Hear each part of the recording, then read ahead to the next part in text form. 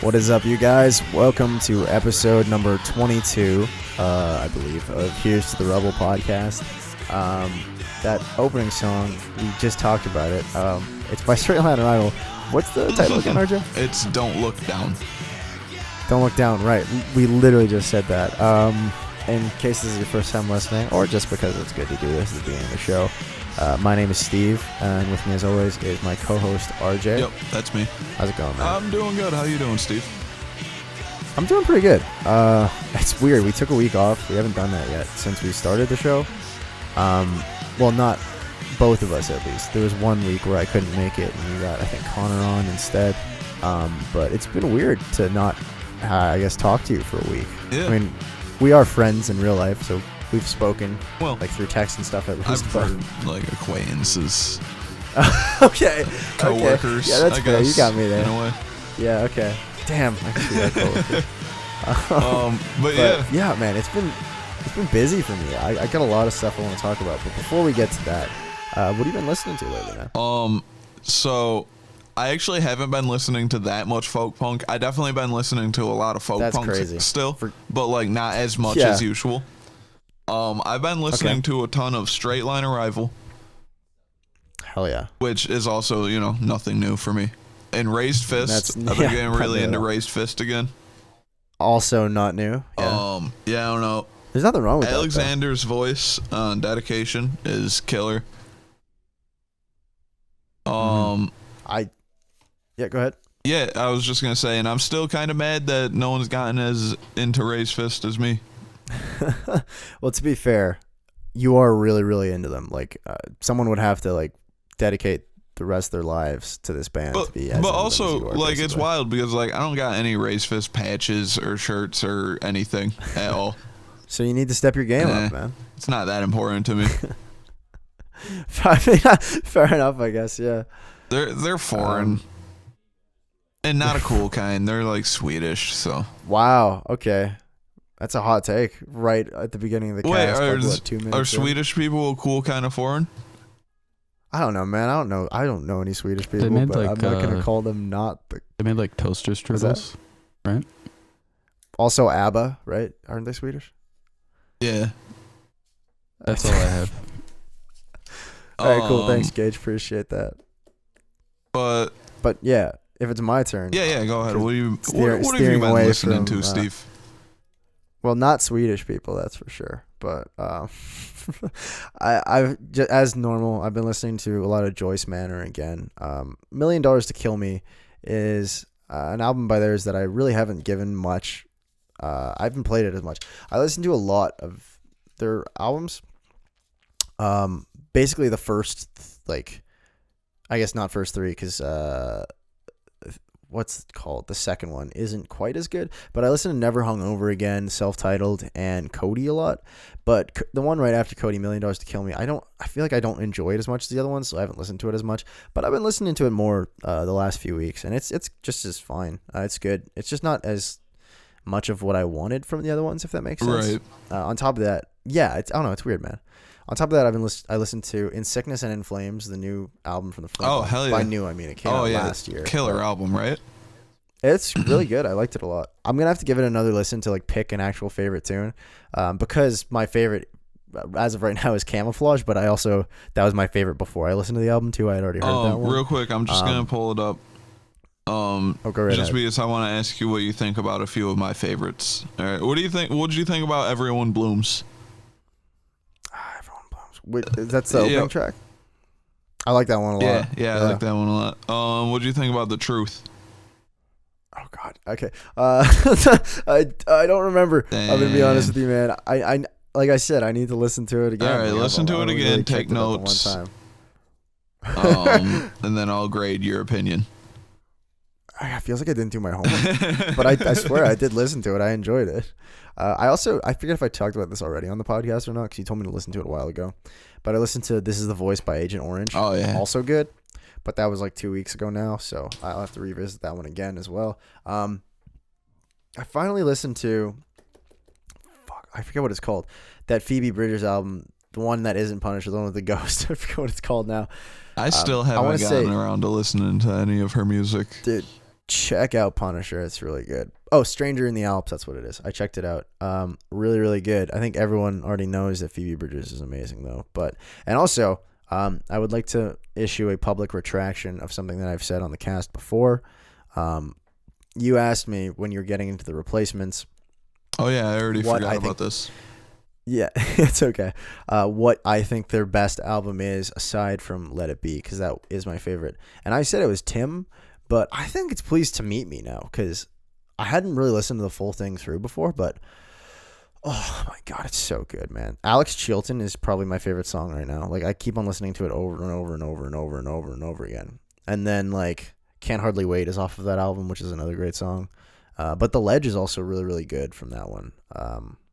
But yeah, I've basically been spinning that one and Tim over and over again recently. Right. Well, and by recently, I mean like the last couple of days. And you've also been spinning your Web of Lies. And my web of my web of lies and deception. Yeah. Like the sneaky spider. That exactly. But continuing the trend of listening to music, I'm back in Edmonton. I'm going to gigs again, and I'm seeing live music again. And you want to tell everyone your address there? yeah. I live in 115. I'm gonna stop now. That's not actually true. Don't look for me any. They're just gonna knock at every door of every address that is 115. Yeah. They, all of our fans, are hordes and hordes of crazy fans. The legions of them. Yeah, we call them our legion. Is that what we call them? Yep. Cool. It sounds really, really not lame at all. But yeah, I got to fucking finally get back to seeing live music again. Gratuitous Platypus played a show at the Aviary, I guess 2 weekends ago now, with Honey Ham Jam and In Search of Sasquatch. Honey Ham Jam is a local Edmonton band, like a funk band, who I know all the members from university, and they're all super, super cool, super talented guys. I just want to take a second to talk about this, though.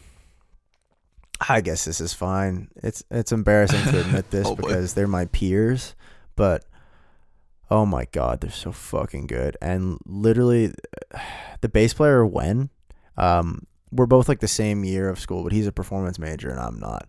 So it's crazy to say that he is such a good bass player that he both makes me like want to practice super, super, super hard and also just kill myself because I will never be as good of a bass player as he is. He is so good. It's insane. Like Cameron, the guitarist and like the guy who put the band together, he was like, yeah, I'm making this band so I can just like give Wen an excuse to like let loose and like take him off of his chain. And holy fuck, does he do it, man. That guy is insane. He's a crazy fucking bass player. We gotta get him on the podcast, bass friendly podcast, and honestly, everything. You know, I'll just call him up. I'll be like, I'm not talking to you. Put your bass on the phone. But yeah, he's insane. They're all really good, but like I said, the band is an excuse for Wen to go nuts. So that's exactly what he does. On top of that, obviously I got to see Gratuitous Platypus. And that was fucking awesome, man. It was so good. Like, I miss live music so much. The craziest thing, which isn't even that crazy, but like I figured because of like COVID, people might be worried, might not happen or whatever. But I got to fucking mosh again. Oh hell yeah! Was so fucking nice, man. The funniest thing though, to me, was GP was playing their set, and they got some new songs, or well, technically new. New as in like they're gonna be off of the new album, but they've been playing them live I think all summer. But fuck, they work so well live, man. But I don't want to talk any more about that because I don't want to like spoil the album. I guess spoil. Spoilers. It's so funny to talk about spoilers for music, but you know, I don't want to I guess give too much away or anything. But do you know the song? Do you know the song "Bodies" by Car Seat Headrest? I think so. Yeah. Yeah, I think George might have played it on. Yeah, I forget. I think maybe. But, anyway, great song. But they start playing it, and the entire show, my buddy of mine, a guitar player, his name is Levon, him and I have just been like the only people moshing essentially. Like at one point, And the second band, In Search of Sasquatch, who I will talk about later, they were playing a song, and me and him were at the front kind of just like having fun and going crazy. And then Levon just bumps into me and he's like, yeah. And I was like, all right, I guess so. And me and him basically had like a 2-person mosh pit going on, nice. Which was very hazardous because in a 2-person mosh pit, if someone pushes you, there's not like there's other people for you to fall into so that you can steady yourself, right? So another friend of ours, Ryan, who I have never seen mosh before, he told me he had never done it before this show. He decided to join in, and it was really funny because he was like, he had to be careful because he had like these earrings and stuff, and it was like dangling. Anyway, but he ended up pushing me over. Never been in a mosh pit before, but this dude knocks me over, and I just fall onto my knees, which it hurts, by the way, because like I said, there's no one to fall onto or whatever.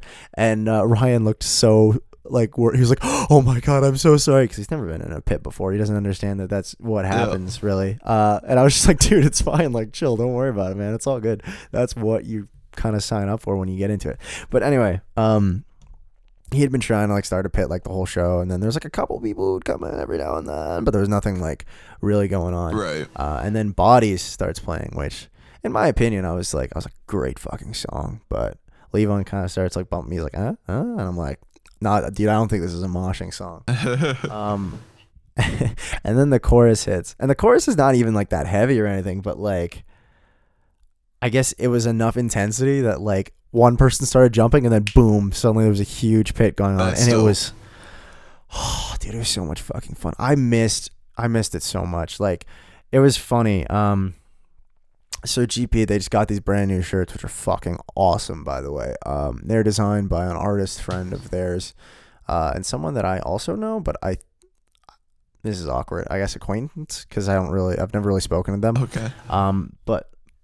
But they like design these awesome new t-shirts, just like 3 different designs based on like, as Stellar told me, he sent like the unmixed like tracks for the new album to this artist and was like, you have any cool designs you could do for this for these? And then like they sent back like all these really cool shirts. But anyway, I was wearing one of them kind of just to be like, ooh, look, there's new shirts, you guys go buy them or whatever. Yeah. And also because the shirts are sick. But by the end of the show, I think at one point towards the end, like I think George mentions like, yeah, we got new shirts, by the way.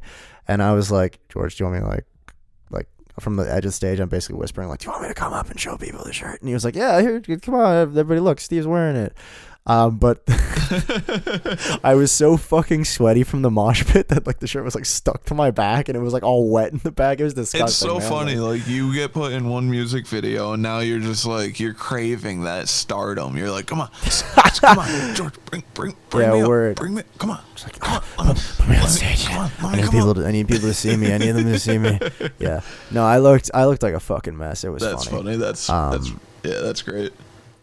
Dude, it rocked, man. It was such a fun show. Like I said, I miss live music so much, and it was really cool hearing like I said this when they did the live stream, but I'll say it again.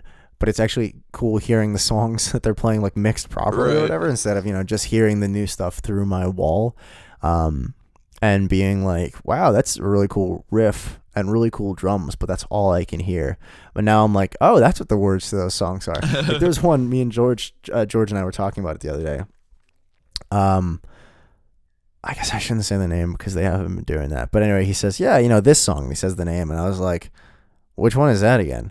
And he kind of starts playing it on guitar, and I'm like, and then he goes like, dun, dun, dun, which is like the vocal melody, and I was like, oh yeah, that one. Right. Like he says the actual words, but I was like, I didn't recognize it because I didn't know the fucking words to that part. All I heard was just Stellar going don't. And so I was like, but yeah, it was cool like hearing the actual songs like the way they're supposed to be heard. Right. Anyway, it was fucking awesome. It rocked. But yeah, I've talked about GP on the show before, and they've been on the show before. But who hasn't been and who was at the show, like the second band up, was this band from Calgary called In Search of Sasquatch. They're like a alt rock pop punk-ish band, but they fucking rocked, man. They were so good live. Like I couldn't believe it. I'd like listened to like a little bit of their stuff. Like I think they had one on their Instagram page. They had like an IGTV video of of a of the like newest music video or whatever. So I listened to it. I think it was for It Comes at Night. I believe that's the name of the song. Good song, by the way. So I kind of listened to that and I was like, oh, this is kind of cool. But then when I heard them live, I was like, holy shit, these guys are like fucking fantastic. Like they killed it, man. It was crazy. What else? What do I have to say about them? Their bass player, I forget his name. This is rude of me because actually after the show, I was hanging out with the GP guys, and we like went and we hung out with these dudes and like had a couple beers with them or whatever. Not me, I was driving, but he's a nice guy. I forget his name. That's rude. But he's got this really cool bass guitar. It looks like a Jazz Master. Oh, like shit. It's a Fender bass, but like it looks like the like Jazz Master guitars. I don't know what exactly it's called, but it was really cool. Anyway, was got it a great a Fender? sound. It was a Fender, yeah, I believe so. I should look at pictures from the actual show and then I could probably tell you. But anyway, the song that I have, yeah, it's quite intriguing indeed. But the song that I have to play today is by them, In Search of Sasquatch. Okay. So yeah, I guess we could give that a spin right now if you're ready. Let's do it.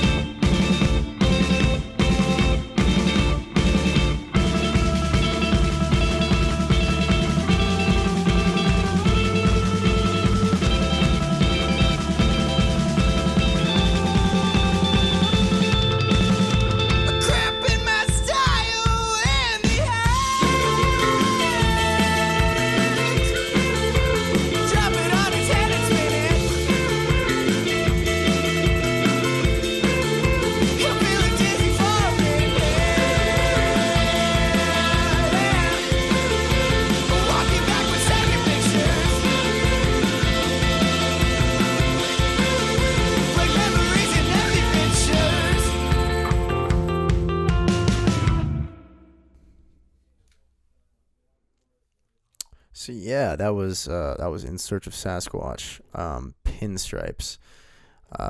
They played that at the show, and I was like, damn, this rocks. Like, Yeah, I like that a lot. I think yeah, that they're was really pretty cool, sweet. man. I was such a I don't know. I enjoyed the show so much. I literally went to the merch table and I was like, "All right, what do you got?" And I bought like a T-shirt, I bought a CD, and I bought a sticker that I put on my bass case. Nice. Yeah, I thought they were fucking wicked, man. They really killed it, and they're such nice dudes too. Like I said, I kind of hung out with a bunch of them after the show, and it was just a good time, man. They were really cool people. Yeah, that's awesome. I'm trying to think, what else do I have to talk about? Oh yeah, just last weekend too. Also, feel free to interrupt me if you have anything you want to say. Like, No, I don't really. You know, people listening might not know this. I just recently started working at a new place. It's just a fast food place. No big deal. Obviously. Brag. Yeah, I'm the grill meister, son. Oh shit. RJ on the grill. So I just been having less of an opportunity to listen to music either way. So I'm enjoying hearing you talk about it. Fair. All right, cool. I'll keep going then. Because just this last weekend too, it's just weird. We took 2 weeks off, so I've like all this stuff to talk about. But I went to another show. That was really awesome. It was again buddies from school. They have this surf rock band called the Dirty Birds. I guess Great name. Great name. Right? It rocked. They were really fucking good, man. It was awesome. I posted videos on like my personal story, but I don't think we're following them on the Here's the Rubble account. But I should fix that before this comes out. Anyway, they fucking killed it, man. I was kind of like not sure what to expect because I knew I knew the guys in the band. I'm like, I know all these guys are like fucking talented dudes, like individually, and I've seen like some videos of them playing together, and I'm like, oh yeah, they gel together well or whatever. But like, holy fuck, man, they fucking killed it. I'm not like a huge surf rock fan, but I was 100% in that entire night. I was like, okay, I'm fucking on board, man. This fucking rocks. It was sick. Greg is the name of one of the guitar players. And I've like played with him before, like in groups in school and stuff like that. And he's a really good guitar player. But man, he just killed it that night. It was crazy. He was also like doing shit where like when he wasn't playing, he like put his arms out and was like pretending he was surfing on stage and stuff. It was a lot of fun, man. Hell yeah. It was super cool. I gotta listen to more like surf rock. Have you really listened to any surf rock? Not a ton, but you know, a bit here and there. Yeah, I've enjoyed what I've heard for sure. Totally. I don't even know like what, like, I don't really know enough about the genre to like even, maybe I'll have to ask them. I'll be like, hey, what were your influences? Because I want to check out more of this stuff. Because they did like songs that like they did like a couple that they wrote, and then they did songs that like were different songs but in a surf rock style. That was really cool. They had two guitar players, a drummer, and a bass player, and the bass player was fucking super solid. I was really impressed. Like the entire show, I like just kept on like looking over to people because one of our friends knows him. Like they grew up together, and I just kept on looking over to her, and I was like, he's really fucking solid, man. he's really playing in the pocket. Hell yeah. Wow. Yeah, but what the fuck was I saying? Oh yeah, and they had like a saxophone player who also just fucking killed it. Here's how good they are: is they fucking played the Ghostbusters theme, and it was awesome instead of it just sucking. Like, I don't like that song. I think I don't know. Maybe it's just from like elementary school and middle school, hearing that song like in gym class, running laps or dumb shit like that. But I'm just like, fucking Ghostbusters theme just sucks. Like it's obviously I get it, it's like a classic or whatever, but I'm like, that song's lame. Dude, but, I've worked at enough places that blast holiday music during holiday seasons nonstop. I hate pretty much all holiday anything music. Seasonal. Yeah, word. But yeah, they played the Ghostbusters theme song, and I was like, fuck, this shit is grooving hard, man. Like, because they did it like surf rock, which was wild. I don't think I said to my buddy Mitch, I was like, I did not expect to be grooving out like hardcore to a fucking surf rock version of the Ghostbusters theme. Like when I woke up this morning, I did not think that was gonna happen today. But I fucking did. They fucking killed it, man. I enjoyed the show a lot. I had a lot of fun, and I'll probably see them the next time I'm able to. You want to know what song Natural Medicine, my uncle Matt's band, always plays live? What's that? Hakuna Matata. Really? Yeah, they play it live like as like a fucking reggae jam, and they fucking kill it, bro. That'd be great turning that to reggae. I could totally see that working. Yeah. That's awesome. Fuck. I will say one thing I do regret. I'm just still talking about local bands and stuff, but I missed the Safe Sack show on Saturday. Unfortunately, I was not able to make it. I had prior engagements that couldn't be rescheduled, but I would have loved to have seen Safe Sacks live again. They've been killing it. They've been playing a lot of shows lately. I was talking to Alex recently because we're friends, and we also have like this thing like we had the first time, I guess, just this last Friday. I guess I'll just jump right into talking about that and then come back to the thing I was gonna say, where we like me, him, and a few of our other buddies, we get together on Fridays and we just jam and play like country music and like write like kind of country rockabilly stuff. It's a lot of fun.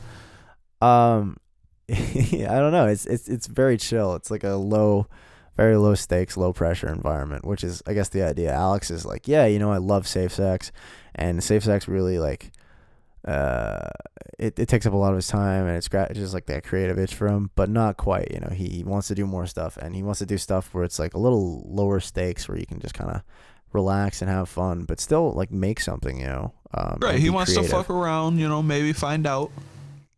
Yeah, exactly, and that's what we did last Friday. It was a ton of fun.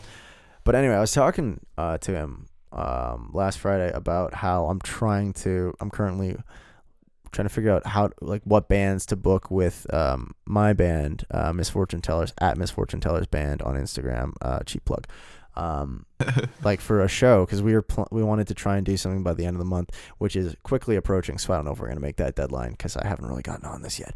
But he was like, yeah, I mean, we'd love to play a show with you, but we are fully booked until like January. So I guess they're fucking killing it, which is awesome. Yeah, that's awesome.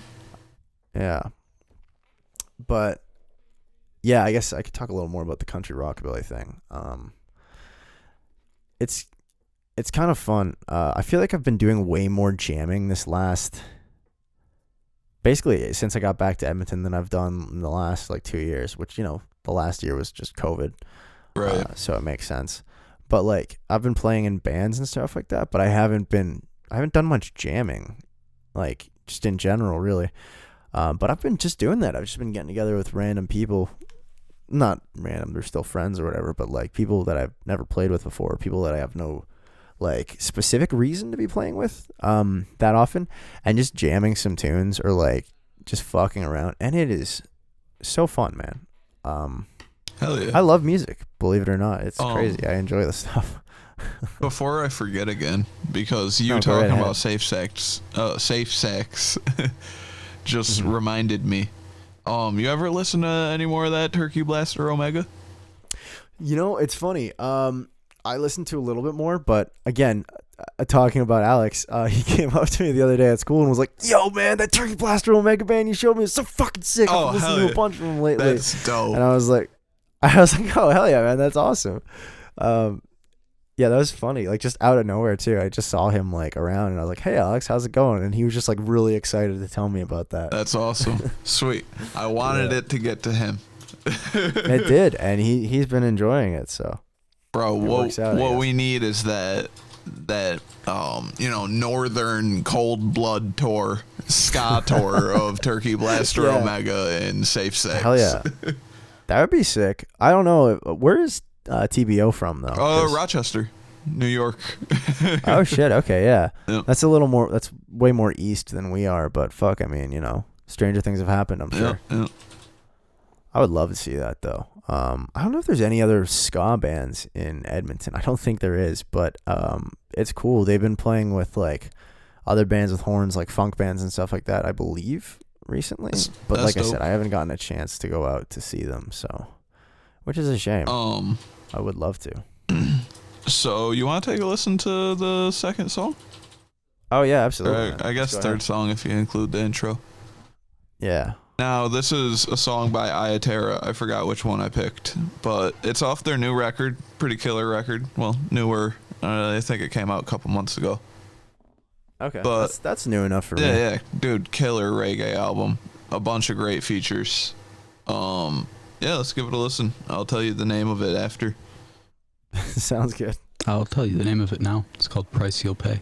Oh, look at this guy. Gage.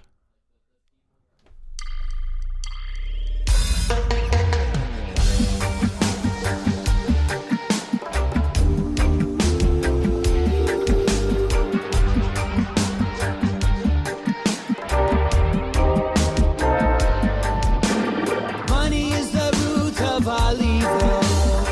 Brings out the worst in people. So you can take on and away. But your soul is the price you'll pay. Na na na. Oh, your soul is the price you'll pay. Na na na. Oh, your soul. Seen them come, watch them go. First to leave when you're well run slow. I'm not the one to go casting stones, but I'll be ready when the first one's thrown. I cherish my circle and keep it tight. I know my people live for truth and right. Hey, you fool the rest, but you never fool I been around the block once or twice. Money is the root of all evil. Brings out the worst in people. So you can take on and away. But your soul is the price you'll pay. Na na na. Oh, your soul is the price you'll pay. Na na na. Oh, your soul. Don't gain the world and lose your soul. Wisdom is more precious than any sort of silver and gold, yeah. I watch him sit upon them throne. Lies and deceit to make it crumble to the ground. You can't put the press on me, this is monopoly. Follow philosophy, listen to prophecy. That is my light, so you can tell me fallacy, yeah. My bedroom, yes, it's time to shake the dead weight. Rasta moving to the top, we never wait. Money is the root of all evil. Brings out the worst in people. So you can take on and away. But your soul is the price you'll pay. Na na na. Oh, your soul is the price you'll pay. Na na na. Oh, your soul. Come like a shadow in the dark, so you can't see them come. Thief up your money and then freeze you with the gun. Target the rich, you send it to the slums. Now the boys that do that, them on the run. This is where the desperation come from. Poverty from political corruption. Violence in the streets against your brother man. All served in the dollar illusion. Money is the root of all evil. Brings out the worst in people. So you can take on and away. But your soul is the price you'll pay. Na na na. Oh, your soul is the price you'll pay. Na na na. Oh, your soul. Yeah.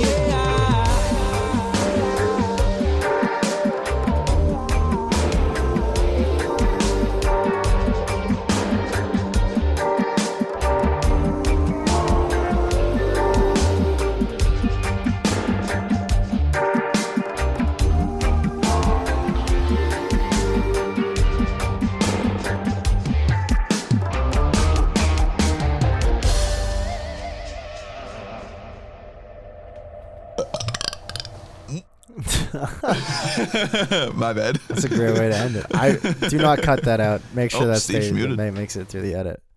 Oh no! I was talking. That's embarrassing. You know what? I'll in my recording you'll be able to hear it probably. But that was really funny. Do not cut that out. I want that burp to make it into the edit. I wasn't gonna.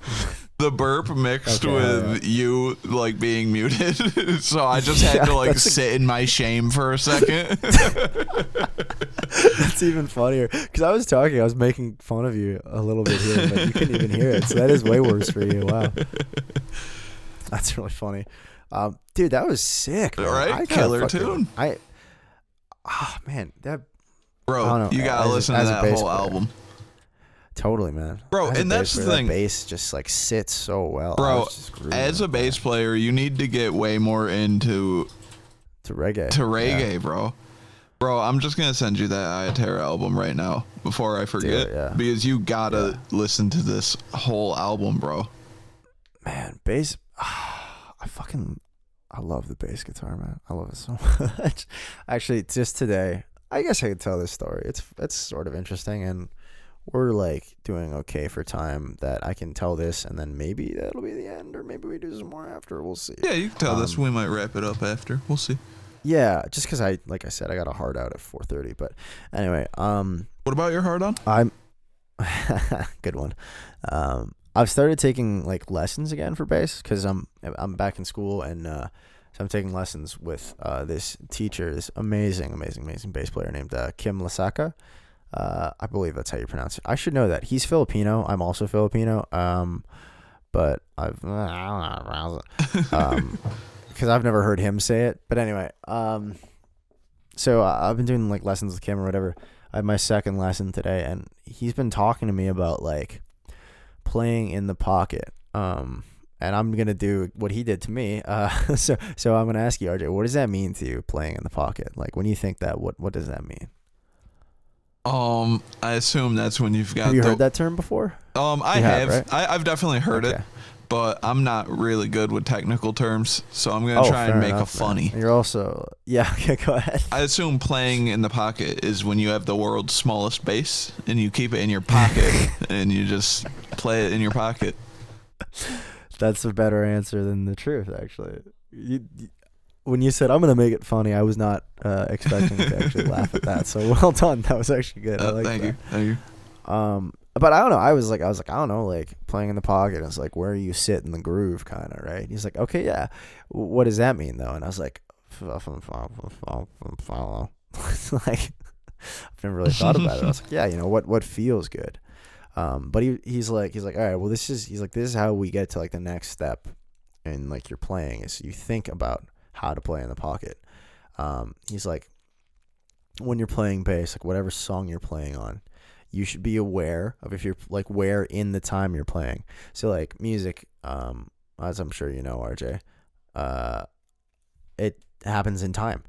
And there's these things called time signatures. It's crazy, right? So like when you hear a song and you go like 1, 2, 3, 4, 1, 2, 3, 4, right? That's the counting. That's in 4 or whatever. Basically, like the idea of playing in the pocket, as he explained it to me, is it's like, okay, well, where in that time are you playing? Are you playing right on the 1, right on the 2, right on the 3, right on the 4? Are you playing a little bit ahead, or are you playing a little behind? And like, I guess the key to like playing in the pocket well is like being aware of that, like, and doing it on purpose. Because I've never, if I'm being 100% honest, I don't. This is kind of embarrassing to admit, but like I don't really think that much when I'm playing bass. I kind of just like. I feel like that applies to a lot of bass players. Yeah, I feel like a lot. Like I feel like a lot of I don't know, a lot of bassists I've seen, like I don't know, it seems to kind of just happen.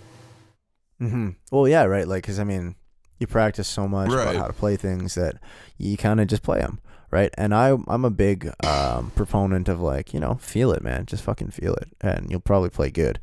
But yeah, to play like much better, I guess it's better to be aware. Obviously, it's better to be aware of what you're doing. But that's something that I never really thought about before. Like, where like I've played things before where I'm like, man, that felt really good that time. Like I was really locking in with the drummer. And then the next time I play it, it just doesn't feel as good. I'm like, well, what's going on? I'm playing it in time, but like sometimes it's better to sit back in the groove or sit forward in it a little bit, so it kind of drives it forward. So like he was like, all right, what's a bass line or like a song where you really like the bass in it? And I was like, I don't know. What's the Use by Mac Miller has been stuck in my head for a while. Like that bass line is fantastic. I think it's Thundercat. Do you know that one? I don't actually. Never you should check it out. really listened to much Mac Miller.